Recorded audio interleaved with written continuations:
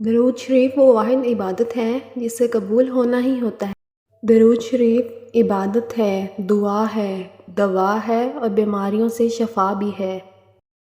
حضرت ابوبکر صدیق نے فرمایا، درود پاک اتنی تیزی سے انسان کے گناہوں کو مٹاتا ہے کہ اتنی تیزی سے پانی بھی آگ کو نہیں بجھاتا۔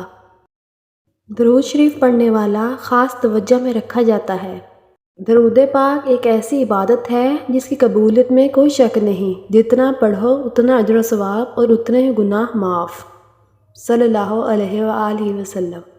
درود شریف در حقیقت اینٹی ڈپریشن میڈیسن ہے، جو ڈپریشن بڑھتا جائے دوا کی مقدار بڑھا دے۔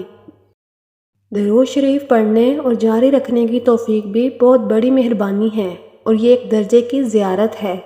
صرف ایک عمل ایسا ہے جس میں خالق اور مخلوق بیک وقت شریک ہوتے ہیں، اور وہ عمل حضور اکرم صلی اللہ علیہ وآلہ وسلم کی ذات مبارکہ پر درود و سلام بھیجنا ہے۔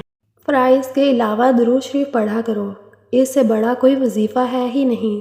ہر وقت درود پڑھتے رہو، رحمت الہی سے ایک رابطہ رہے گا، ہر مصیبت سے تحفظ رہے گا، قبر کے اندر اندھیروں میں روشنی ہوگی، منکر نکیر کے سوالوں کا جواب دینے کی ہمت پیدا ہوگی، گھر میں کاروبار میں برکت ہوگی۔